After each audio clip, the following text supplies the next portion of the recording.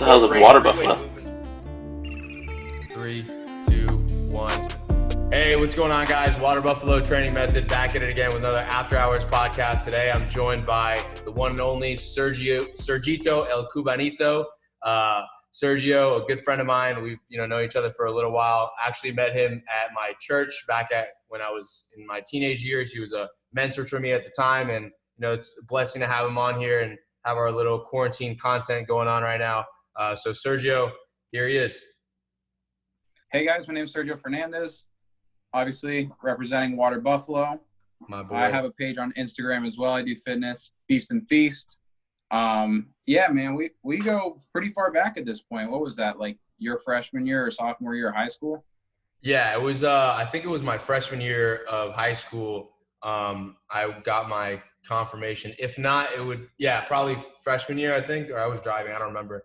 But that was back when I had a back problem and you were suffering a back problem too. And we kind of like bonded on that because, we both had a little bit of an issue in our own way. Yours was obviously. For sure. And both of us like in fitness at that age too, where most people aren't that interested in it yet. Definitely. We definitely, you had obviously a lot worse of a situation than I did, but it was, that was probably one of the things we bonded off of, honestly, was obviously like the Catholicism and whatnot, but we'd always chat about like different recovery techniques, and you'd always tell me how you're doing and stuff. And then you ended up getting that surgery, which was incredible. And you obviously healed from it. And dude, absolutely. That surgery was huge. So for you guys that don't know me that well, I had, when I was like 12 years old, I had the tail of my L5 vertebrae snap off, and that disc became more and more unstable as the years went by, to the point where my senior year of high school, I was in excruciating pain all the time. I would be like heating my back in the morning to release some tension. And also just physically, throughout that entire time, I went from doing martial arts 6 days a week as a kid to having to leave a lot of my exercise, a lot of my activities. So that's when I actually started weightlifting, because I couldn't do that anymore. And I started with just upper body stuff. And we always thought that was going to be a permanent injury, until we found a really, really good surgeon who saw me. And it was super funny, man, because he walks in the room, he looks at my x-rays. It's been years of them telling me it's a permanent injury.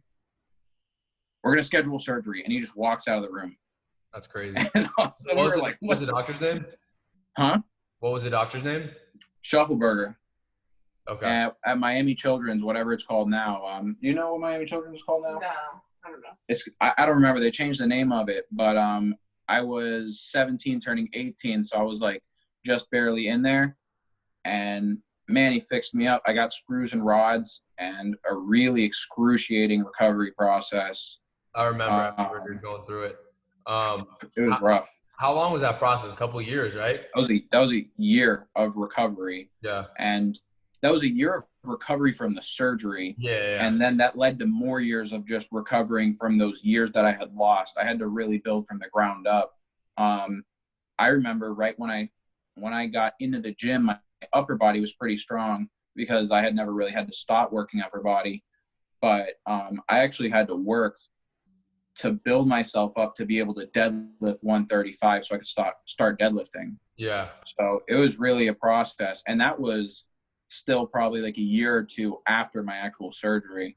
So it was a long, true recovery to getting back to like a normal state where I had that normal, like the strength of normal person, lower body. That's why you got into like powerlifting more, right? Was because you wanted to like just get stronger in general? Oh yeah, man. And it opened up so many doors for me.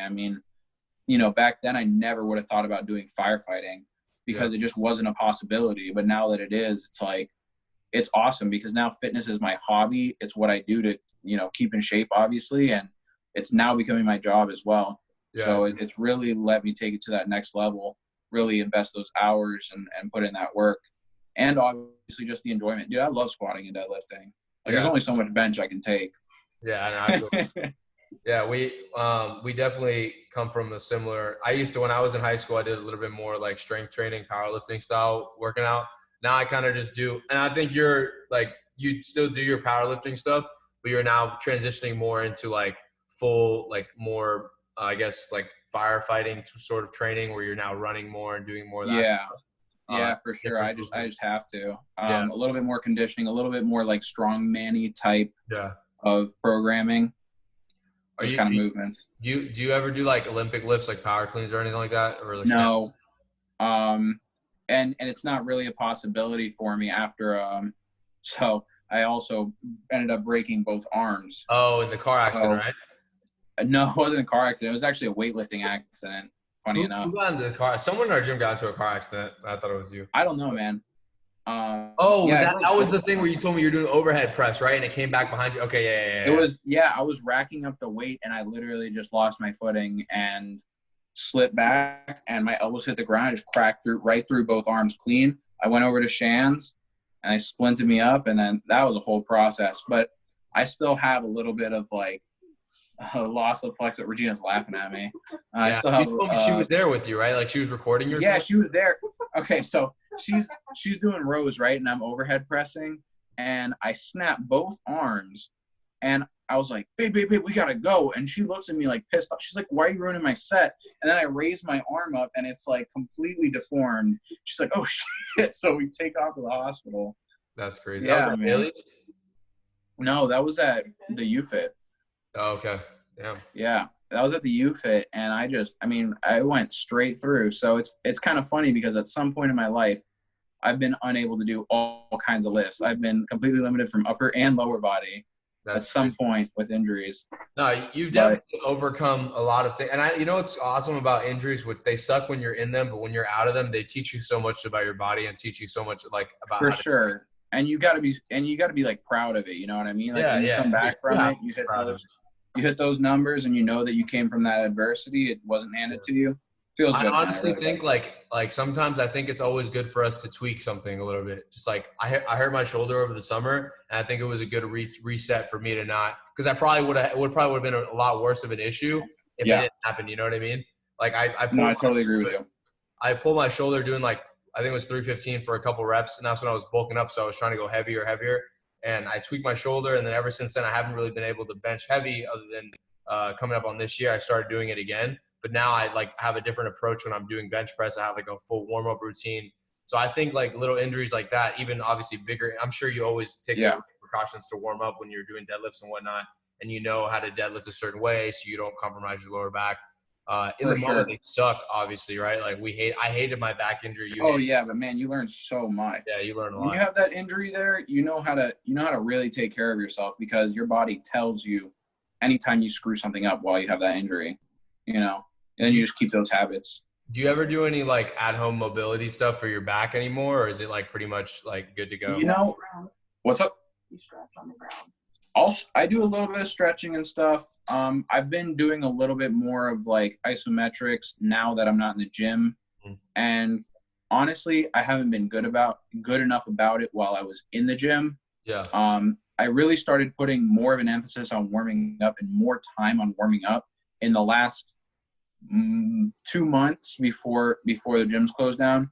I got even further into my warming up, where I would do a systemic warm up, hit the bike for a little bit, and then I work my way up on all my weights for all my lifts. Yeah. So I've really taken to that, and recently I've been doing more like isometric core exercises, especially like side planks and bird dogs, just to really work on that. And that's something like I really want to build those habits now that the gym isn't there, so that once the gym is back, I kind of keep those habits. I love having a good warm-up routine. Is always important to me. Even if I switch it up, like sometimes I'll do, like you said, I'll do the bike and then I'll like work my way up. Other times I'll, do some like pre-exhaustion stuff just to get blood flow in the area. Whatever it is, I love having a good warm-up is always, to me, it's always important. Like I can never go in, and whenever you do go in there and you do like, just go straight in for it, or you like rush your warm-up, your workout's either shitty or you like pull something, or like, you know what I mean? Yeah. So for me, I always find that just doing that systemic warm-up, the biggest thing that it actually helped me was with my higher rep sets, like doing squats by 10 felt a lot easier after hitting that bike set by set, as opposed to when you kind of go in there, I would like warm up free, warm up with just the barbell, warm up with 135, go into my working weight. But now adding that bike really like helped my endurance. So definitely if you just jump in there, it also made my workouts faster because I recovered set to set a bit quicker since I already had blood flowing. So it was funny because that little bit of time investment actually paid off with time at the end. I always do some sort of like, even if it's not like a bike warm up, like I'll do some sort of like push up or like pull up for back or something just to loosen, quote unquote, loosen up the area. I just feel better. I can never start with like a crazy, like I mean, I can, but it's better for me. Like when I do squats, I always do body weight squats or with the bar you said. Yeah. Said for like a set of 30 or something, just to loosen up, even just one set, just to get the muscles firing, get your feet placement like ready to go. You know what I mean? For sure. And it gets all those cues in your mind before you get to your working weight. That's really important too, in my opinion. Just being able to, like you said, have those mental sort of like, it's hard. And that literally the day that I hurt my shoulder was the day that I did 135 and then I went up to 315. I usually do 135, 225, and then 315 if I was to go that heavy, or 275 or whatever. But the day that I didn't really have that in between was the day that I hurt my shoulder, which was it sucked. So, I feel like it's the same with people. Like people get injured all the time when they're actually not going heavy and they don't take it as seriously, you know? Yeah, for sure. Like that's a really common injury. Like, oh, you know, I was just deadlifting. I was just like doing my back offset. That's when I got injured because I like didn't breathe the braces hard or whatever. And then boom, like injury out of nowhere. It's a little bit, it's more crucial in my opinion for you guys to warm up quote unquote properly, just because you guys are using a lot more weight. But I also have hurt myself doing so. Like when I hurt my back, it wasn't a heavy set. It was just a normal set. It's just like I was lazy. But I think now that you get older, you learn more. And like, obviously when you're going to do like a heavier sort of lift, you're always like prepared mentally for it and stuff like that. Make sure you set up properly and stuff. Cause the heavier you go or the more progressive overload you're putting on the body, the more susceptible you are to like a more serious injury. For sure. Yeah. I find my patience has gone up a lot in the gym too. Like, you know, when you first start working out, everything, like you're really excited. You're really like high energy the whole time through your workouts. But now I'm more like mellow. I'm like mentally checking off. Okay, we're going to hit this set. We're going to like grind through the set. Okay, that was a good set. How did that feel? Let's move forward. And I definitely think that kind of mentality of patience and like being calm and has gone a long way. I think this is like a weird thing to say, and people might like be like, "What are you talking about?" But honestly, I was talking to Lawrence. I was talking to Lawrence about this the other day. I feel like nowadays I can do less sets and get a better workout just because I have a better understanding of how my body works in a certain movement. Like before, I would have to, quote unquote, I would have to do 5 sets or 6 sets or whatever for that exercise or whatever. Now I feel like if I do 2 to 3 like solid sets, like I'm good with that exercise, honestly. Like, it doesn't even take that much more volume. Like the exercises have gone down, and honestly, I can use lighter weights kind of, or like the similar weights and still get the same effect because I just feel things more. And I think that the more and more you obviously work out, you find exercises that work for you better, and you find movements that are better for you. Obviously, it's always good to challenge yourself, but I feel like people will think you have to do more when you work out, like for a longer year, like more and more years as you move down. You honestly have to just do less and just be more meticulous about what you do. Yeah, I agree. And progressive overload comes in like a bunch of different ways. It can just come from better form or feeling better doing the exercise. It obviously there's more weight, more reps, more sets, but that doesn't have to be it. Even just doing more weekly sets of the weight. Like that's one thing I've definitely incorporated more. Is adjusting my weekly volume and kind of looking at my daily volume and saying like, am I going way overkill on one day where I could spread it out over the week? And having more of that meticulous approach, like you said, I think that goes a really long way. People want results really quickly, but consistency is king. Yeah, consistency is always king. And then, staying consistent with what you're doing. Like I'm a proponent. I'm somebody who always says like, oh, it's good to change things up, but not every workout. It's good to change things up once in a while. 3 months. Yeah, like you should definitely always stick to like if I'm trying to put like bulk up or whatever, or I'm trying to do this type of training. Like I know the other day when you were training at the gym, you were doing that Omar Usuf's like full body program. Yeah, I really like that program. I'm going to go right back on it when the gyms open up. It's important to like stick through that for like whatever 6-8 months and then maybe move on rather than just throw one of those in there every other week or whatever. You know what I mean? Exactly. So yeah, I think that's just kind of the concept of specificity, where people are like, oh, those people that go like way too crazy on muscle confusion, and they're like, yeah. oh, we're gonna do muscle confusion. So today we're doing calisthenics, and then tomorrow we're doing like a 1 rep max squat. It's like, what's the goal that you're accomplishing? When people say you should be changing it up, it's really the difference between like squats for a set of 10 or squats for a set of 5. That's what I like when I incorporate different. And the only thing that I find beneficial towards quote unquote switching things up has been like honestly now the quarantine, just because I'm like limited on equipment. Just change up the stimulus. But like when you're in a gym, like I do the same and I'm still here just doing the same 4 or 5 exercises for chest. It's just I'm doing a different variation because I have them at home. You know what I mean? Just because I don't have a pec deck, so now I'm just using flat flies. But I think that switching things up is important. But obviously the further down you go in your lifting journey, it's kind of like a double-edged sword. Like I was saying, you can do less and get more out of it. But when you're more experienced, the more you can kind of like mess around with what you're doing. But the more you're kind of getting into the thing, like getting into fitness or whatever, it's more important to stick to one regimen. You know what I'm saying?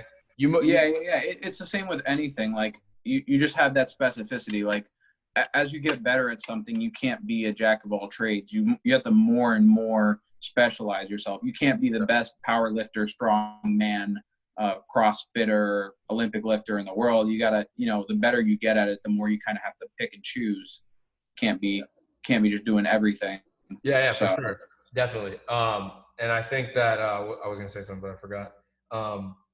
Just the more and more I gain experience in the gym, like I was saying earlier, just like I can do a lot with just very basic things. Just because I know how my body works. I know how certain exercises work. Like let's just say I like benching wide grip. I'm just using an example versus close grip. I know that if I only have a bench press, I'm gonna be doing this set, or when I didn't have all this equipment, we only had dumbbells for a little while. I'm like, okay, I know this is what I'm gonna do for shoulders for 2 weeks because I know this is what works for me. I like this exercise, I like this, so I'm gonna stick with it. You know what I mean? So just because I'm more experienced versus somebody who is just getting into it might be more beneficial for them to stick to something more regimented for a little while, for a long time. I agree. Whenever I take on a new someone that I want to coach, I always start them off with the exact same program. And it's just like a 5x5 program of squat, bench, deadlift, overhead press, pull-ups, and rows. And it's always that kind of like learn the basics, and then we'll start applying what do you like, what do you not like. But you definitely need to learn those fundamental movement patterns and learn how you work. I think it's a detriment when people coach people and they're like, they kind of inflict themselves on the other person. They're like, they really like certain exercises, so that new person coming in the gym, they're just like, do what I do. Or even people that just watch other people and just do what they do. Maybe that's what works for them. I definitely think that one of the biggest things that people can learn is just doing the basics, so that you can learn on your own. Definitely. Kind of what you like. Start with the basics, and then you can dabble around here and there, but don't make your whole workout trying to be something completely, random or something like, squat, bench, deadlift, rows, simple exercises, dumbbell curls and stuff like that, heavier weights, obviously just getting your body used to like that resistance. And then, every other workout, throw in like something different. So maybe you're doing like a cable push down today for triceps or something versus like a skull crusher. But I think that, and even people that are starting off just doing a simple routine, a basic routine, they get the same results versus like getting more and more specified. So for sure, there's only so much adaptation that your body's going to do early. You're really splitting hairs with your results if you're doing all kinds of stuff. And to me, it just limits you in that long run, because you might feel a bit pigeonholed into like one style of training because you never learned those fundamentals, and now you can't change it up, and you don't really know what works for you. You're kind of just in the shadow of whoever you learned from first. Start basic, make it complex and then go back to the basics. And then when you're back to the basics, like someone like me or you who have been doing this for 5, 6, 7, we're going to be doing the quote unquote basics for the rest of our life. But now we know so many more things that we can incorporate little tricks here and there to help us, get a better stimulus in the gym. But like I said, I can go work out right now, do chest, do 5 sets of 5 on bench press, 5 sets of 5 on flat dumbbell, 5 sets of 10 on incline flies, and I can make it work. It's just within the set because I've been doing it for so long. Yeah, man. People underestimate 5x5s. 5x5s are a really, really good program. People look at it when I like prescribe it to them, and they're like, "This is super simple," and I'm like, "Yeah, like that's the idea. It's super simple, and you can't really screw it up." Yeah, and a 5x5 for someone who's starting off is going to be a lot different for someone versus a 5x5 like what me or you were doing. You know what I mean? Yeah, for sure. So like we know that a 5x5 now in our own mind, whatever me or Sergio has in our mentality, what that is going to be a lot different than from when we first started off. Because when I started doing like heavier lifting when I was younger, I always used to be like, oh, I can do more, or I can do this, or I can, and like I was always like hesitant to like restrict myself in a certain way to like the reps. But now I know like what I can do. So that 5x5 at the end of the 5x5, I'm like, all right, I'm pretty tired. You know what I mean? Like weight. Yeah, for sure. And some people like they have to like find that sweet spot for, maybe they go way too ham on their first exercise and they don't think about their recovery for their next workout or how they're going to handle the rest of their workout that day. So I think like really taking it from I'm going to go nuts on this one workout to I'm going to make a sustainable system for years to come. Like, I think that's one of the biggest mental jumps that you have from like from going beginner to like intermediate advanced lifting. For sure. And for someone like myself or yourself who we could have done, I mean, at least for me, like I used to train sometimes, like when I was back in the day, we used to go to the gym. I used to go to the gym for like 3 hours and do like 100 sets. It was retarded. But that's because that's because I enjoy, like I love to work. I loved working out, like I loved being in the gym. I had friends that were there and I loved it. When I was 16, 17, like there was nothing else that I wanted to do after my back injury than be in the gym. But for someone who doesn't enjoy fitness, it's kind of hard for someone if they were to do something like that and then like want to continue, but they don't really have the passion for the gym, they would never be able to. The same thing with like a keto diet or like, these crazy diets that are like super low calorie and stuff like that. Like I'd rather someone like, I get a lot of people, not a lot, like thousands, but like I've had probably over my entire time that I've been doing this whole fitness thing, probably a couple hundred people at least ask me that they want to do, like they want to lose weight and how do they do it. And I always ask them like, okay, like if you really want me to help you, and I've maybe helped 25 people seriously because nobody can pass this point. And it's just, honestly, like I was talking to someone about this the other day. It's like more of it's 95%, 90% mental, the whole weight loss, body composition. Yeah. Whenever someone asks me for like, hey, I need to lose 30 pounds because, I'm going to whatever this summer. The wedding. Yeah, or whatever it is. Wedding. Like someone just asked me the other day, like, hey, like I want to get in shape for next semester. Like I want to look good. Like how do I do keto or something like that? And I'm like, ketogenic diet is like low carb diet is like a good diet to do if you're like someone like me who's been, working out for 7-8 years and I can sustain a diet like that. Even for me, it would be hard. Like, why would I put somebody who's never worked? Keto's a rough diet. Like or whatever diet. Yeah, man. I don't see a reason for keto unless you're like about to compete in like a physique show. Yeah. Then you can like sneak out, really split that hair and like squeak out that tiny benefit. But people that do keto, like most of the times they don't even do it right. They're just losing weight because now that they're placing some type of restriction on their food, obviously they're going to lose weight, right? And that's where it all comes from. And because they cut some carbs, they don't retain water as much. But who really cares about retaining water? People want to cut fat.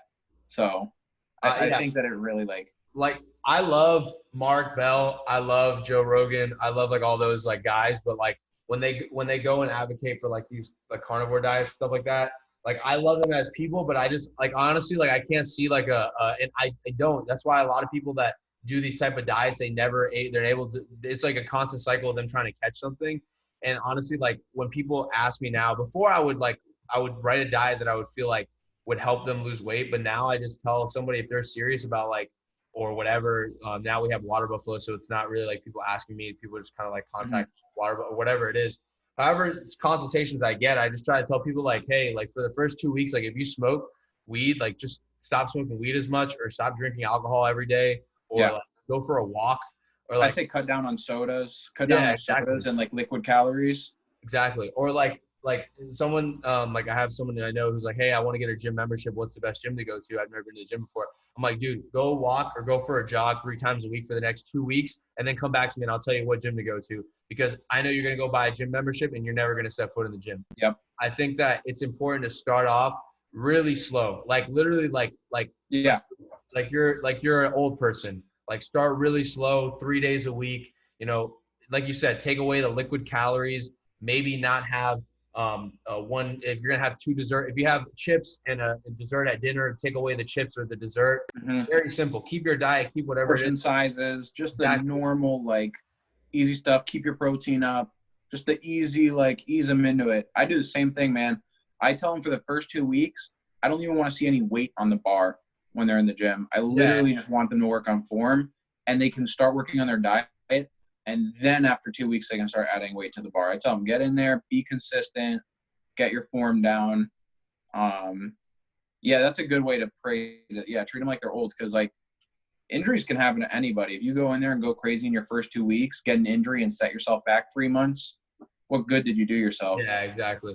And like I was saying, like maybe 1 out of every 20 people, if you push them ham the first time they go to the gym, they'll love it and they'll want to keep going. Yeah. Majority of people, you're gonna, like, if you go in there and you just absolutely destroy them on, like, let's say a leg day or something, they're gonna be sore for like 4 days and they're not gonna want to go to the gym anymore. They're not gonna hit you up. They're just gonna be shy of. It's happened. No, of course. It's happened before, and I think that's like one of the, and I hope that in the future with whoever gets into the industry, hopefully myself included, if I stay, and you too, if you do something in fitness, we find ways to like kind of attack the cognitive, sort of like the mindset of people, rather than just, because like the information's out there. Like if you want to lose weight, like there's 1,000, 100 million. Yeah, free sources. Like there's a million YouTube videos on how you can lose weight in every single way possible. MyFitnessPal, exactly. Free app. Like there's great stuff.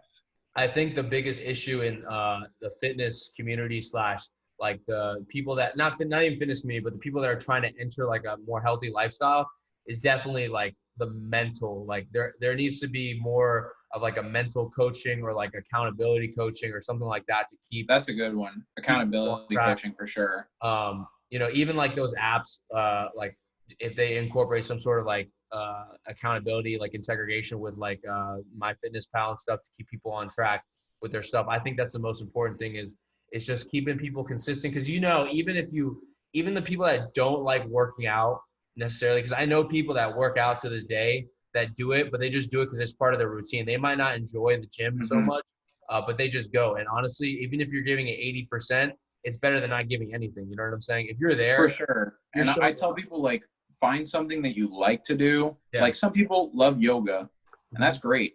And I'll tell them, hey, hit the gym, do 15 minutes of deadlifting, and then do whatever the hell you really enjoy. Yeah. And like just getting a little bit of that muscle mass, increased bone density, the endorphins, and the calorie burning that you're going to get from that extra muscle mass, and then going and translating it to whatever they like that just keeps them active. I think that's a great little combo that, you know, we love the gym. We love lifting. We want to squeak every little bit of like of muscle mass, every little bit of effort out. We want to really like optimize everything. But I try to like tell people it's perfectly fine to not be at that level and not have this be something that's like a huge passion of your life, but you still need to stay healthy. So yeah, no, definitely, for sure. Like that's why like when people ask me about like what things they could do to be active, I always throw in like, you know, even like biking or outdoor running or whatever, anything. Like you don't need, man. Walking is great. Yeah, exactly. Boxing or whatever it is, like any sort of physical activity is going to be the key to helping people stay, you know what I mean? Like stay in this healthy lifestyle versus like a lot of people out there just like to push like workout programs and like, just like here 4 days a week, this and this. Yeah. Sell, right? Huh? Sell. Yeah, no, or whatever it is, or just like they're like you were kind of saying earlier, like just people like pushing their own mentality, like what they worked for them, even if it's Yeah. free, like people pushing what works for them onto others. Like I think that fitness is a pretty like a pretty broad approach. Like there's a lot of things you can do, like we were just saying. Yeah, Like, man, even absolutely. even like playing paintball or whatever. Like that's what you like to do. Like paintball, you're Yeah. around, like you're carrying a bunch of gear.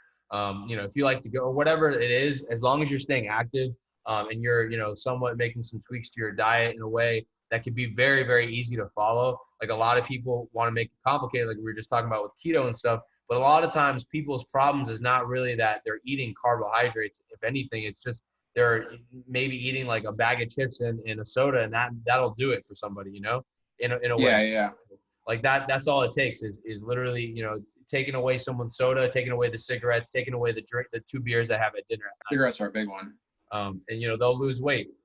Because Yeah. like, I'm not saying alcohol is a bad thing, but a lot of people getting like, I see it sometimes with my parents too. Like they'll have, two beers every night with dinner, 2.5 Yeah. beer and a half. And that's an extra 250 calories, plus in the morning you had an extra bagel, you know what I'm saying? That's an extra 500 Yep. calories. Then you got 500 calories. You do that weekly. That's a pound of fat right there. Yeah, that puts you over the top. You know what I'm saying? So a Yeah. lot of times people don't understand that it's very small fixes that need to happen over a longer period of time for them to quote unquote reach their goals. And I think that's like a really important push that people need to make on others, rather than just throwing a bunch of information at them that like, yeah, it's obviously beneficial, but it's everywhere. Like everyone knows that if you want to lose weight, you go calculate what your caloric deficit is based off your body weight, and you start finding what calorie range works for you. That's obviously that's difficult, but it's all out there. The more important thing is finding out how you're going to do it in a way that's not going to make you not gonna do it after a month or two. I agree.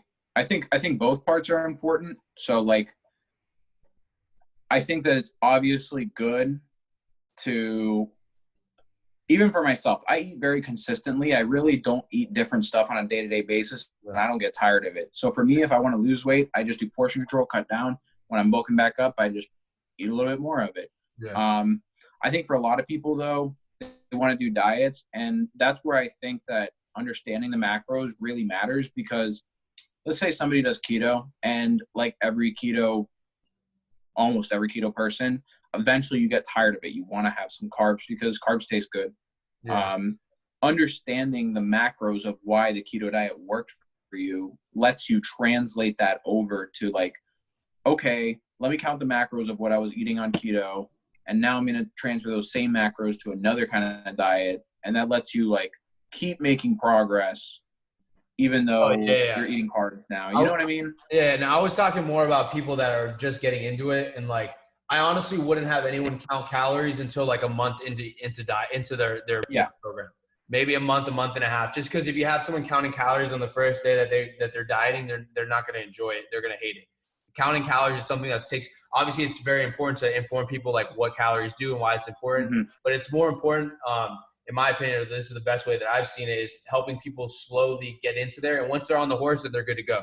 But it takes someone. It might take a week. Someone in a week, they might be like, hey, dude, listen, like, or whatever it'd be. A month, they say, I'm ready to do more. I'm excited. I've been reading this article about this. What do calories do? And then at that point, you can help them in that way and inform them more. Obviously, giving them a baseline of what matters and what doesn't is important. But I think at first is really important for people just to adhere and kind of like just take away their bad habits. Like if you just take away bad habits at first, everything else will quote unquote be easy. If that makes sense. Yeah, for sure. And what's one thing actually that I've noticed works really well is telling people to try to increase foods that have protein. Yeah. And I find that just doing that tends to kick other bad habits because they already ate and they ate something that's more filling. Definitely. I think that's a good, like, and research has been showing recently too that telling people what to do as opposed to what not to do has actually been showing for the layman that tends to give better results. People knowing, okay, well, I have to eat this chicken now, and then they don't know it, but that replaced their McDonald's that they were going to go get that day. Oh yeah, no, for sure. I think I don't like diets where you're restricting certain like keto. Like I would never give anybody a ketogenic diet. I wouldn't either. I would never, if someone ever asked me like they want to get in shape, there would never be a point to where I would, unless they're getting ready for a show, obviously, and then you do that the last month or whatever. And that's a different type of person. Somebody getting ready for a show is somebody who's committed. Yeah, exactly. And kind of in the, like, when you talk to somebody who's already kind of in this game, they get it. Yeah. Like, you tell them, hey, we're going to run this program. Like, that goes over pretty smoothly most of the time. Yeah. It's definitely somebody starting out is, for one thing, intimidating, because once you've been in the game a little bit, you get it. You know the terminology. Yeah. You kind of get what works and what doesn't. You see a lot of stuff, but being new is like scary, probably. It's overwhelming for anything. I think that's a really important thing for a lot of things. Not just fitness, is like everything. Like, to me, like, I'm trying to learn how to edit videos better for like just the business and stuff. And like, to me, it's intimidating as shit. But I'm sure if I go and talk to people who just edit videos for fun, they're like, "Oh, dude, that's so easy. You just do this." And I'm like. And then they explain to me, you're like, oh, okay, that's pretty simple. The same way with fitness. It's just, I think that the problem that it's a little bit more, I guess, quote unquote, more intimidating with fitness is just because it's like more, I guess you're like there more or whatever, you're more exposed. Like, if you don't have like a nice physique, or like you can't lift heavy weight, or you have body insecurities, I think that's like one of the most difficult things for people to overcome. Yeah, that's a good point. Being there. Rather than like for someone like editing videos, like I don't really see anybody. It's just you're in your room doing on the computer. But it's definitely more intimidating to step into the gym for the first time. And if you don't have confidence, like some people, they just don't. They naturally just, maybe they have some insecurities. Yeah.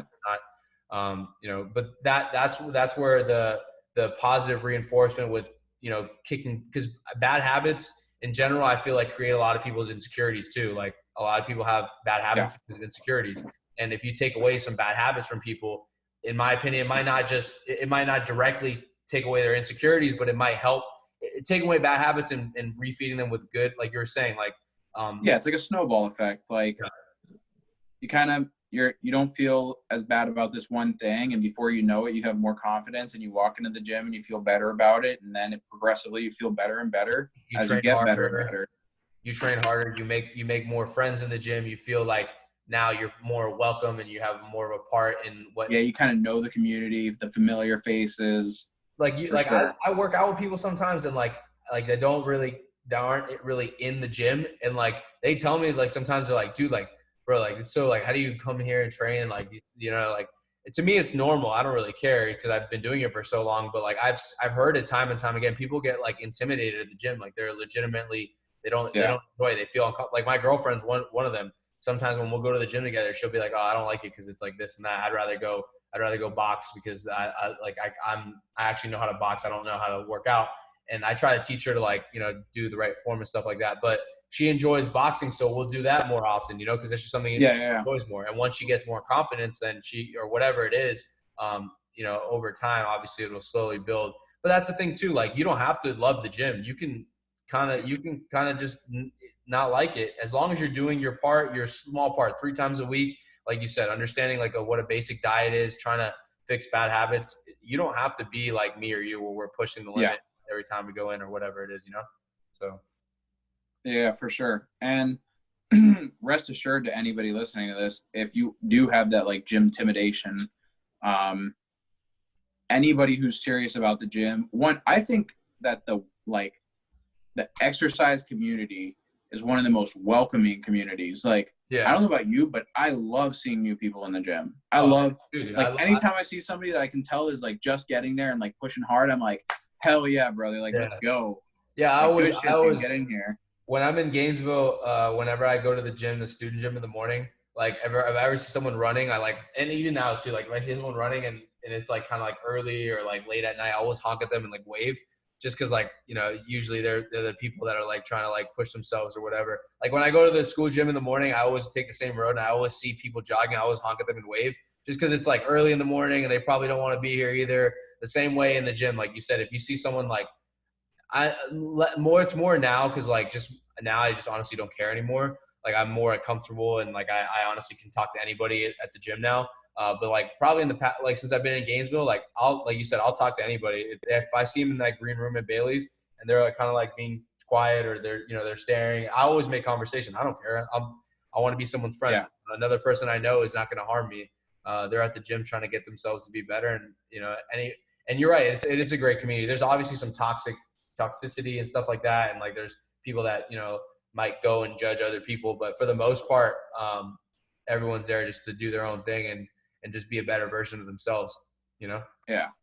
And most people kind of started in that same place. Like, you know, most people got into the gym for similar reasons. They want to better themselves.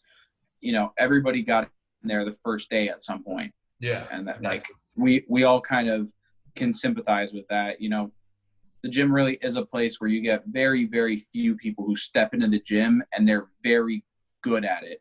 Yeah. The first time you get into the gym, pretty much every single person is bad at it. For the first, like, honestly, for the first year, you'll probably think you're really good until you get to your second year.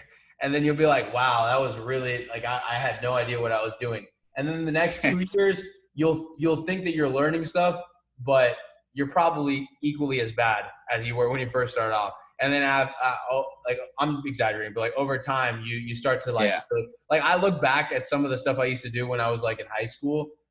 When I was a senior, I had got it. Like, it was 3 or 4 years in the gym, and I had understood. And I think the way I trained in high school senior year is similar to where I train now. Like the understanding what's going on wise. But like, I look back at like sophomore year, I used to go to the gym with my friend Patricio on Saturday, and we'd go in at 10, we get out at 2.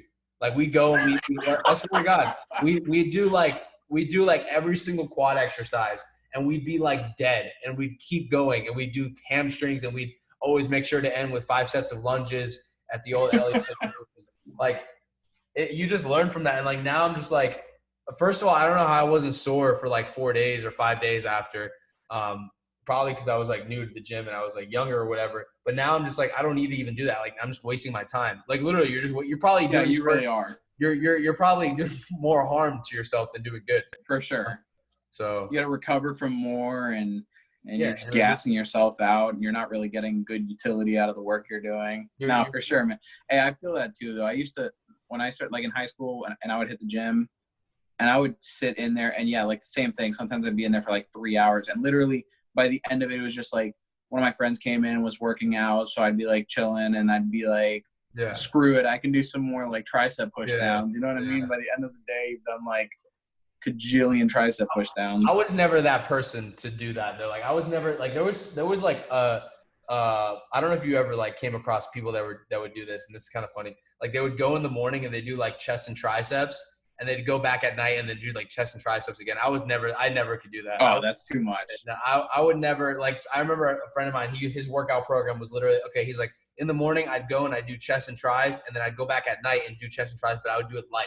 And I'm just like, I never understood that. That seems ineffective. No, I could see, like, I could see the benefit though of somebody who does like, okay, I'm going to do upper body throughout the day. I'll come in the morning, I'll do like chest and tris, and then I'll come at night and I'll do back and bis. Like, I could see that a little bit more, but people that are going to hit the same muscle group twice in the same day before recover, I mean, that just shows the, like, and there's nothing wrong with it. Obviously, I think nowadays though, people, cause like back when I like first got into it, obviously there was a lot of good programs and stuff like that out there, but Instagram was still kind of new, and like there was YouTube was so different, dude. Yeah, there was YouTube still in like 2012.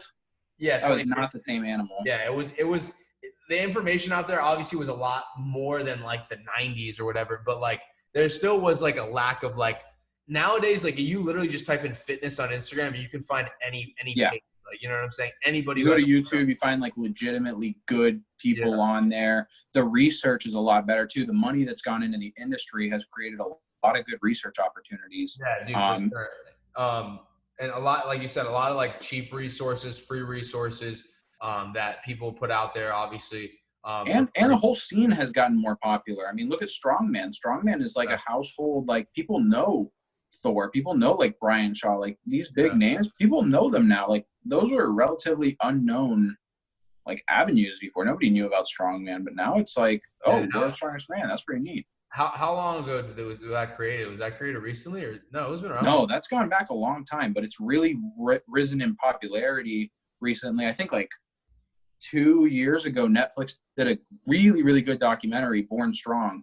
And it was on the 2016, I don't remember if it was 2016 or 2017, but it was a really, really good World's Strongest Man. It was Brian Shaw, Big Z, Thor, and Eddie Hall, and it was like it was a fight the whole way through. And the documentary is actually super good. It's a really like insightful thing, but it's cool because what did we have before that? We had Pumping Iron with Arnold. But Pumping Iron, if you really watch Pumping Iron compared to like Born Strong has a lot more substance to it. You know, Pumping Iron is awesome because it's freaking Arnold. But I think a lot of people like bodybuilding will never succumb to like the mass public. That's what I like. Obviously, I like bodybuilding more. But I've kind of like grown not away from bodybuilding. I still obviously follow it and like I'm like in tune with whoever's going on. But I've found more of like a holistic approach. That's when I started. I always liked boxing since I was in high school. But now instead of just watching bodybuilding stuff, another thing that I want to get into and get more interested in is like fighter nutrition and stuff like that. Because obviously fighters nutrition is a lot different from like a bodybuilder nutrition or even just like someone who's a regular. Like fighters are probably the top level athletes that are burning like some of the most calories ever. Like in terms of like just energy expenditure and just like with the stuff that they do in training camps and stuff is probably the most intense, one of the most intense out of all, athletic competitors. I agree. And the mental component to it too is like insane because the whole time you have to be thinking about your opponent. And there's that like risk benefit analysis all the time of like, hey, I might get hit here. And there's a lot to it. Yeah. I've always been, and I mean, I started really young. I started doing martial arts when I was in kindergarten. So I've always had like a love for it. But yeah, man, the older I get, the more I really respect it because those guys work their asses off. They really, it's grueling. They do some serious, and I know obviously it's not like quote unquote healthy or whatever, but it's just part of the sport like anything else. But they do some serious, weight cuts to where they're like, it's very similar to almost like a bodybuilding show to where that it's on that one day, you're really, really light, you're really shredded. And then it's like kind of figuring out how we're going to get you back into the best shape the next day so that you can perform and you can go fight somebody else. Same way bodybuilding shows, they always want to make sure that they deplete properly or whatever so they can fill out. And it's a similar process to where it's like, and that's what I enjoy about both sports, I think. Because I never enjoyed like team sports really. Like I never really enjoyed football or basketball or soccer. Not because like I don't like the sport. It's just I feel like for myself, I'm so like I like to be more independent that I like a bodybuilding or even like I like watching strongman. It's awesome because it's not in boxing the same MMA because it's all dependent really on that night on that person. Like a baseball game can be like if he misses a fly ball or he makes a bad throw or he doesn't hit that person in. It's all dependent on a team, which is obviously great. Teamwork is important, obviously, in life. Yeah. But I like going and watching these events and saying, okay, this guy is fighting this guy, and it's just them two going. There's no outside factor. It's all dependent. No, I agree. I've always liked that part too. And just doing it like something that if I really want to work on my craft, I really want to know that my input is what is going to change my results. And I also like being able to see a very clear outcome from like if I start training this way, if I practice it this way, if I raise my knee up and throw my kicks out this way, like do I see better results over time? And I like knowing that at the end of the day, I am fully accountable for the results. There you go. That's I think that's like a solid quote. Full accountability from like powerlifting too. If you're going to ever do a powerlifting meet or powerlifting meets, it's all on you. When you go step up in that platform, no one else is going to be able to. You know what I'm saying? Hey, you either lifted it or you didn't. Yeah, and that's that's it. Yeah, I enjoy that aspect definitely of those sports that we're both involved in a way. But yeah, man, it's fitness is a very, very broad scope, and it's very inclusive in a way that a lot of people don't really know about. But hopefully that as time goes on, people start to get accustomed to it and aware of it. And I think that with the combination of knowledge and, the widespread of social media, hopefully in the next, 10, 15 years, it becomes, more the percentages of people that are staying healthy goes up. I don't know. I definitely hope we can break that mold of like media diets and fad diets of bad sources saying you have to do this, you have to do that. I hope that we can really get that better outreach of, like you said, like social media has been great for fitness, to have people that are incentivized to give good information, saying, hey, you can do all these kind of things. Like, you don't have to just hit the gym, or you don't have to run 3 miles or do a keto diet or anything. You can go do what you enjoy and just have a little bit of portion control. Yeah, exactly. I think that's probably one of the main key points that people didn't really know. And a lot of, it's not even like a lot of people just think that to lose weight they need to eat less, which is obviously it's like a big proponent of it. But I think that nowadays, since that there's a lot more information out there, and there's even like stuff like protein waffles and protein pancakes, and like just these little cool foods that people can eat that are just not naturally, but they're like made to be lower in calories. Is a good way for people to enjoy certain treats without having to reap the negative consequences of eating like a regular waffle or something. Regina has a huge sweet tooth. She has these little pudding cups. They're like 60 calories. Yeah, they're and literally fantastic. She just, like, instead of having whatever she would normally have, she just kills a little pudding cup, 60 calories, no big deal. Like, satisfies the sweet tooth. And for me, it's barbecue. Like, recently I had a huge craving for barbecue. I got a rack of ribs. I killed that thing, feeling good. Yeah, exactly. So it just depends. It's managing your expectations too. That exactly. And like you're saying that I think portion control is really important just for the general person. I think that's like probably one of the best ways to really approach things is probably the top 3, in my opinion, to helping someone like recomposition is obviously, like you were saying, I think it is really important to emphasize protein intake, whatever kind of protein that is, whether that's supplementing with protein powder or, adding a couple more extra eggs to your breakfast sandwich, or, maybe taking away, a little bit more rice for another piece of chicken or something. Yeah. Then portion control obviously is important. And then also like a big thing that a lot of people don't know about is like learning and enjoying the process of cooking your own food and being creative with cooking your own food.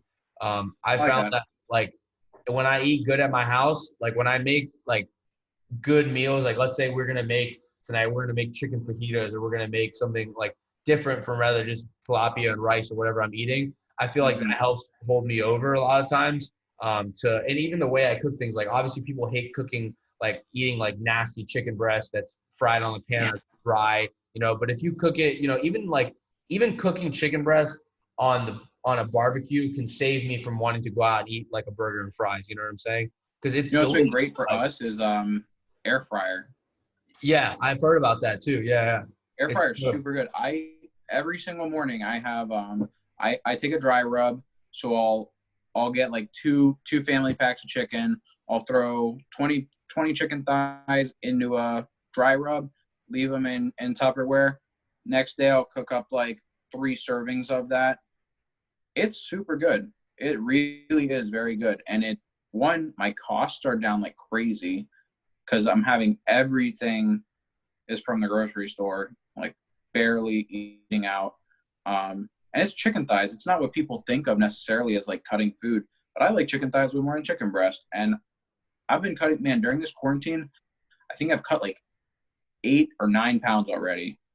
Well, chicken thighs don't really have that many more calories than chicken. I mean, they do, but it's going to kill you. You know what I'm saying? Like you can. And it's definitely better than saying, I hate chicken thighs, I'm going to get this instead.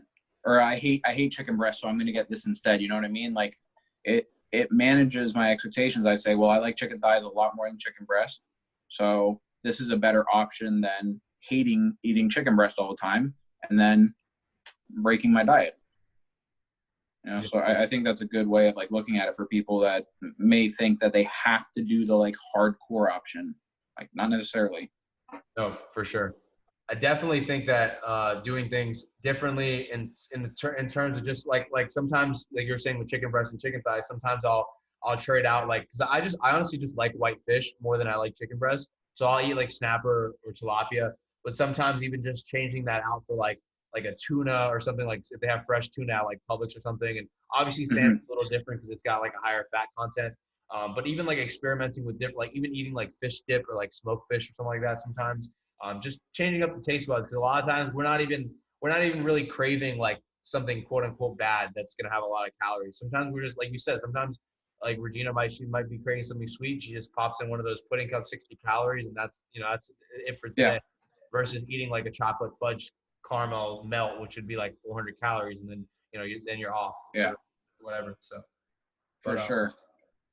And I think that really just goes back to that longevity. Like if you can sustain a diet for years as opposed to being able to only do it for a few weeks and then it goes to shit, then that's the better diet for you. You got to mix in what you like, while holding yourself accountable to a certain extent. Oh, for sure.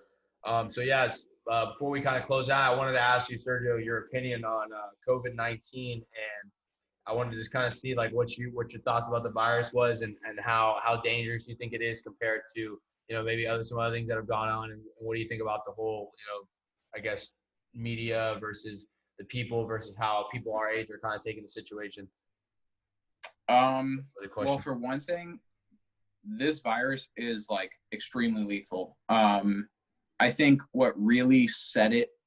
So, for those who don't know me that well, I'm currently in paramedic school, and when our paramedic instructor, we were all kind of like, when it still wasn't being taken that seriously yet, it still hadn't really hit the United States that hard yet. They had us start social distancing in class, and we all kind of saw it as a joke because it was the first time that we had even heard about it. And when we hit lecture later in the day, our instructor, who we all have huge respect for, we were like, hey, like, do you really think we should be taking this thing that seriously? And he just looks at us straight. He's like, yes, because it's lethal. He's like, the flu kills like 0.01% of the people that get it. This has killed 3%.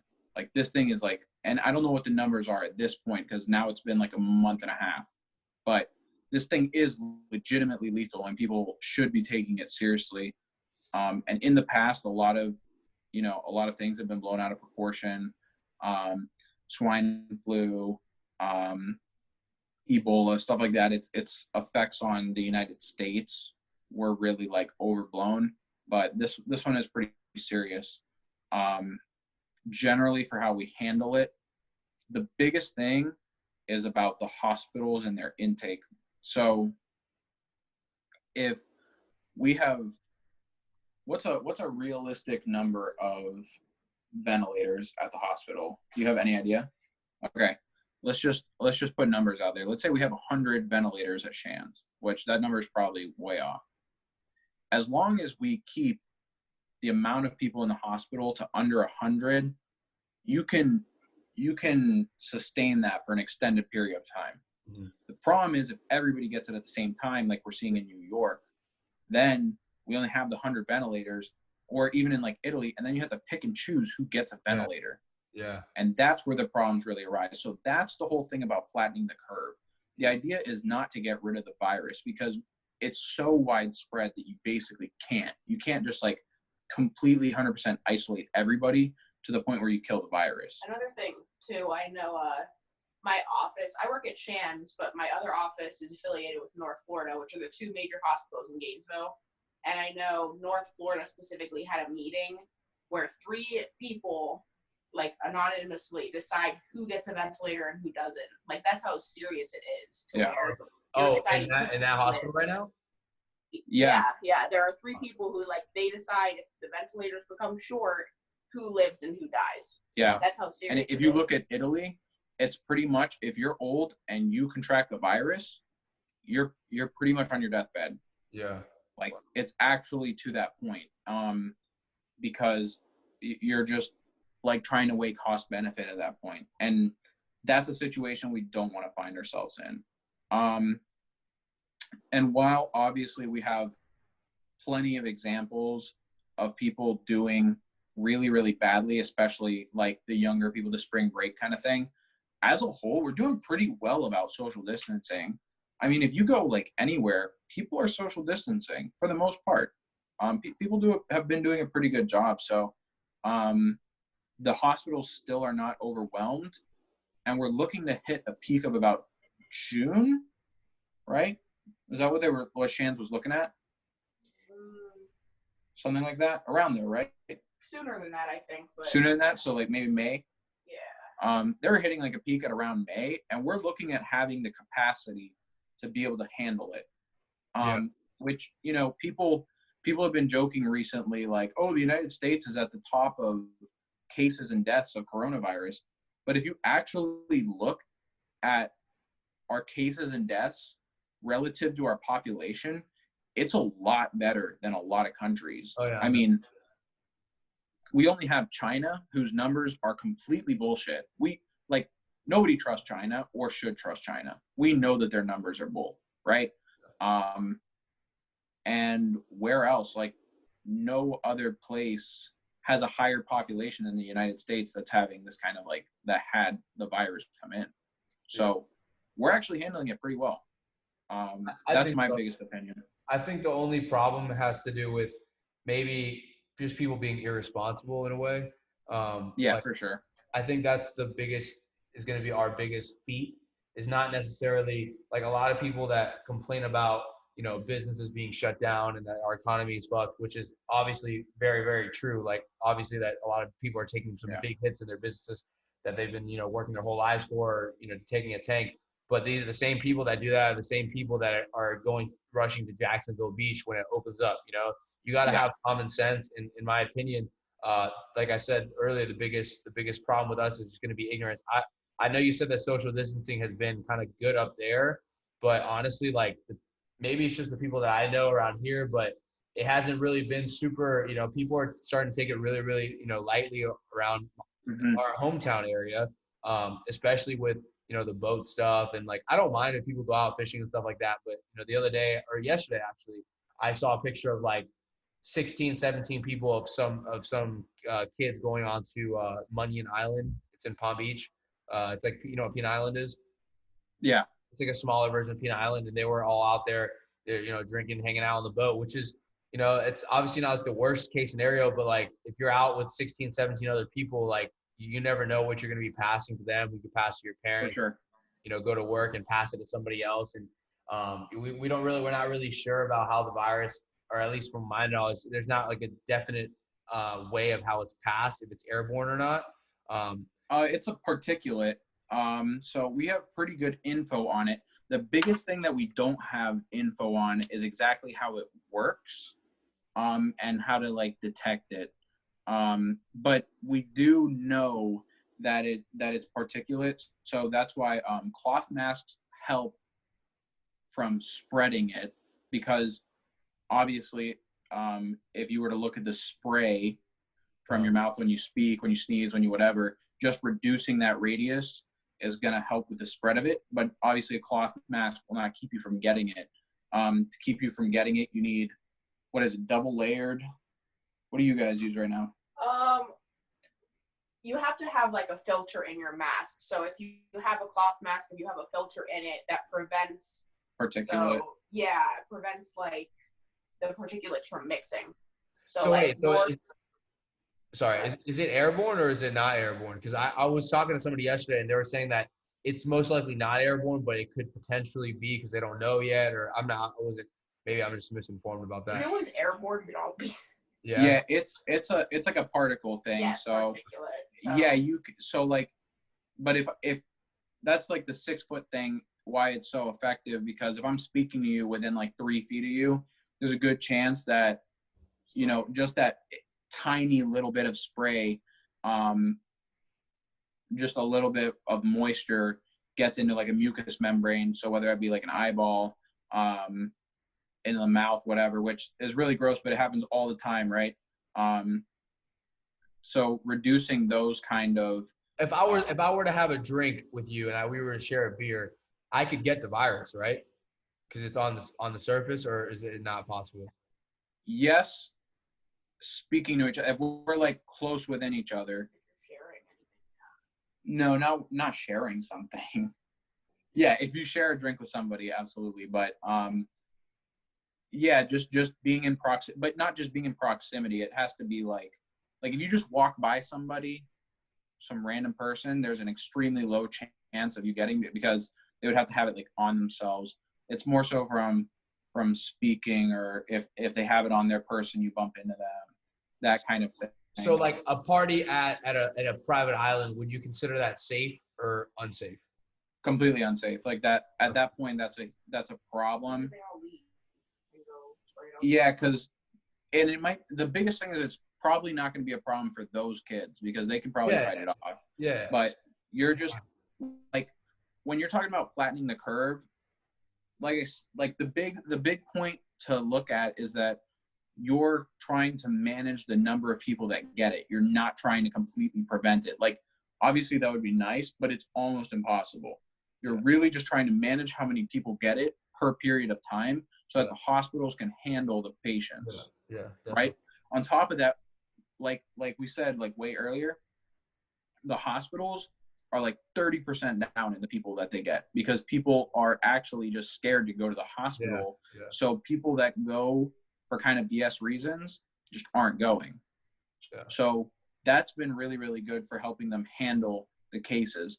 The problem becomes when someone who actually needs the help is I guess maybe not well, like my dad's needed to have her open heart surgery last month, and he can't get a surgery until they give him the clearance. And he's at risk now because he has bicuspid valve disorder, and it's a point where it's pretty severe, but it's not life-threatening yet. Yeah, it's not emergency yet. Yeah, so he's better off waiting because if he were to have the surgery and then catch something, that would be extremely lethal. Yeah. So he definitely is better off waiting. But the problem becomes when we act like, if you're at a zoo and you're like, wow, there have been no bear maulings, and we're looking at like, oh, the curve is flattening, so we should take the fences down at the zoo because there haven't been any bear maulings. Well, obviously there haven't been any bear maulings because the fences are up. So we start taking our fences down just because we're flattening the curve a little bit, it's going to spike right back up. We're going to have the same issues. So obviously there are things to consider with, like, a good amount of businesses are able to remain open with certain restrictions. And that's really good because this thing is going to take a little bit of time. Yeah. Like that's the biggest problem is that, like, a lot of times we may brush off the economic impact and say, like, whatever, everybody has to stay home, but economic impact will catch up to a lot of people at the same time. Sure. So managing both at the same time is kind of the game. I think that's really key too. And just kind of informing people to, like I was saying earlier, like, it's not the only time I see people my age partying a lot, and I'm like kind of shaking my head because, like, I know they're not the only people out there doing that. And, it's a little bit disappointing to know that, people can't, have some self-control, especially in a time like this. Whether it saves someone's life, it could be one life, but if that's someone's life you save for not going exactly for a month, I would take one person's life over 1,000 people wanting to just hang out.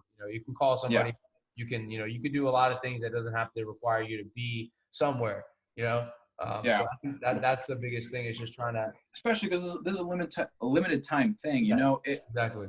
It's really not something that I'm definitely one that does not like to restrict people's freedoms at all. And I really don't like to trade safety for freedoms either.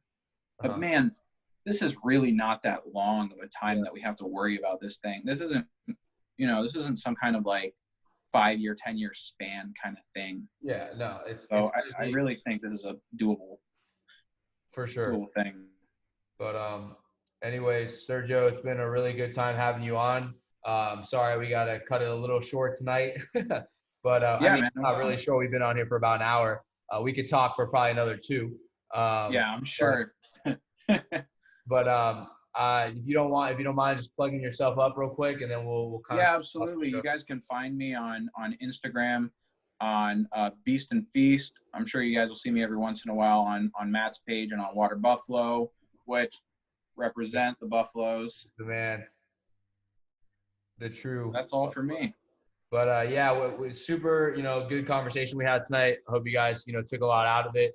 Sergio and I always, talking each other up. We're always supporting one another, and that's what we're here for. We're here to, help everyone out, try to make the world a better place in our smaller circle, and hopefully expand it to a bigger scale one day.